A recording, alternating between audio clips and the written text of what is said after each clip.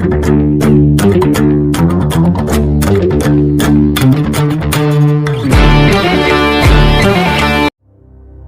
Rama's time, it was that time trying to establish a civilization.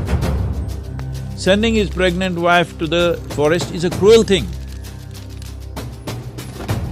He lived with that pain every moment of his life. So in Krishna's case, he deals with them completely differently, not by the book, but by his wit. In the war, he was very cunning. So he is dealing with him in a different way.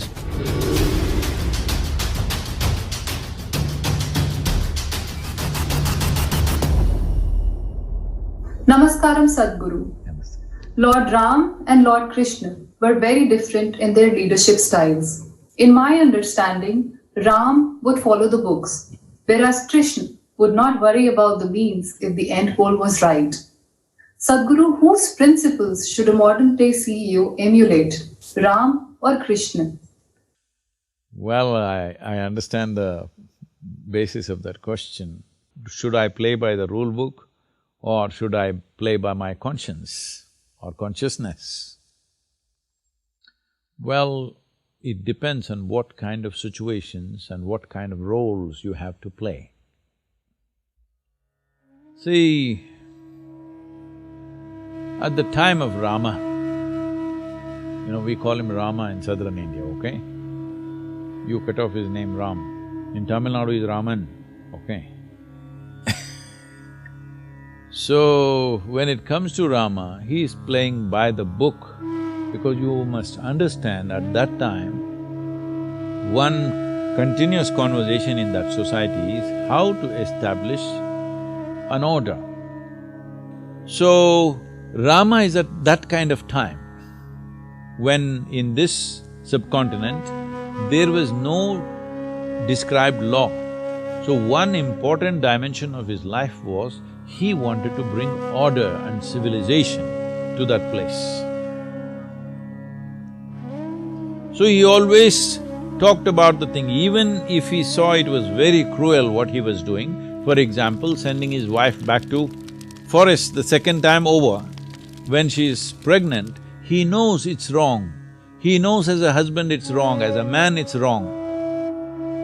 But he is doing it because if I don't establish the law, who else will? If the king doesn't establish the law, all others will start doing their own things according to personal likes and dislikes. So this is, on one level, a hugely admirable thing that you are willing to make very severe personal sacrifices for being a ideal administrator or to be seen as an ideal king by everybody because you want to be an inspiration to be emulated by the rest of the citizenry because you're just trying to establish a civilization. Not really totally civilized, you're trying to establish the laws. It is like the Wild West, not exactly in those terms, but law is ambiguous, so he is trying to make it very clear, this is the way to conduct your life. By the time Krishna came, civilization was established, well-established kingdoms were there, clear-cut rules of life, business and warfare, everything was there. But just a handful of people were taking the law into their hands, twisting it as they want and doing what they want. Because, see, it is like when the law is not there, you have to treat it in one way. When the law is there and everybody knows what is the law but they're finding an underhand way of doing things, now you have to treat it as a crime. So how you treat crime and how you treat an outlaw, I'm trying to make a difference, there is not much difference, but I'm trying to make a difference because somebody is out of the law because he has no sense of law in his head. Somebody is a criminal, he knows what's the law and he's subverting it intentionally, all right? Not because of the compulsions of the situation alone, but he is by choice subverting the law. So in Krishna's case, the people that he is handling, the do brothers, 100 dus, Duryodhana and co, Here these are people who exactly know what is the law of the time, but they are intentionally subverting it. So he deals with them completely differently, not by the book, but by his wit, by his, cunning also. Many times in the war, he was very cunning because he knows these people, if you go by the law and let them win, they are not going to give a just rule to anybody. They will do anyway what they want to do, all right? They'll anyway do what they want to do. They will not go in a just manner for the people. So he is dealing with him in a different way. So these are two different contexts. These are two different times. So what we need to see is, for their time, they are acting in a relevant way, both of them. Similarly, for our time, we must act in a relevant way. Now, law is 100% clear. You cannot be an outlaw, you cannot say, I don't understand.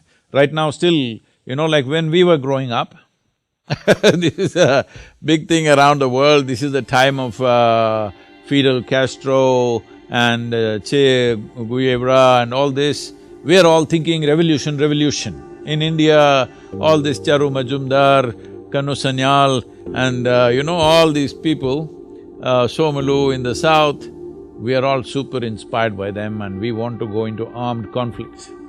Well, it took some time for me to come to my senses, but otherwise I was almost there.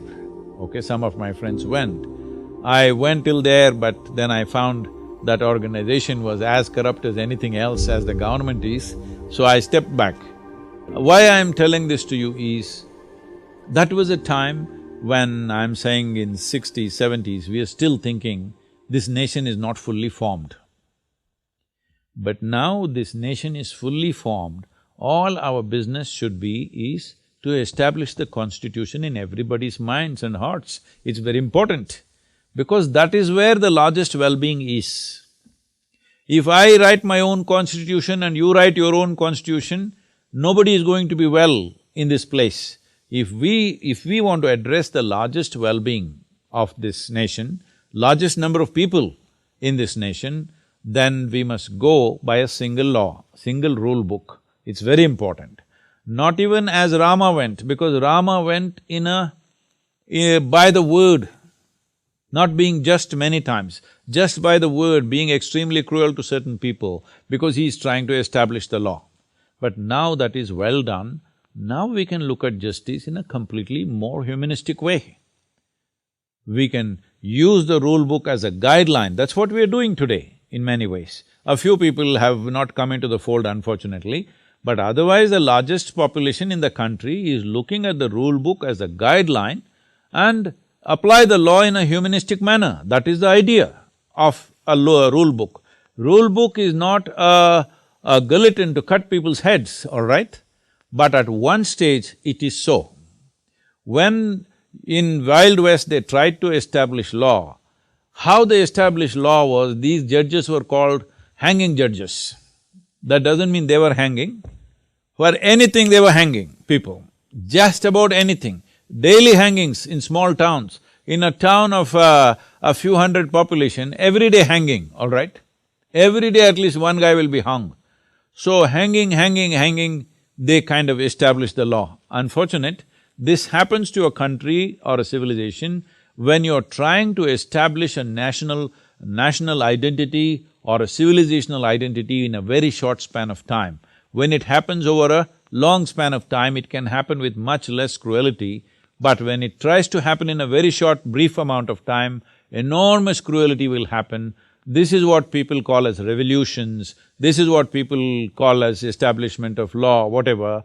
But when they try to do it in a short span of time, wherever you see in the world, whether it's United States or China or Russia, wherever, when they tried to create a whole new civilization in a brief amount of time, it could only happen with enormous cruelty.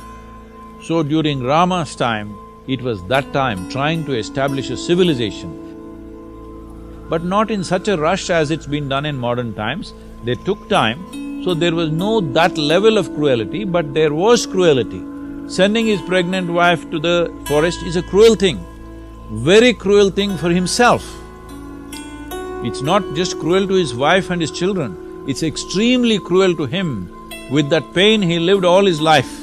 He was not somebody, he sent his wife away and he's happy. He lived with that pain every moment of his life. But he still did it because for him, establishing a rule book was very important. But Krishna's time is a different time. Our time is totally different time. So we must be current, we must be relevant to the times in which we exist.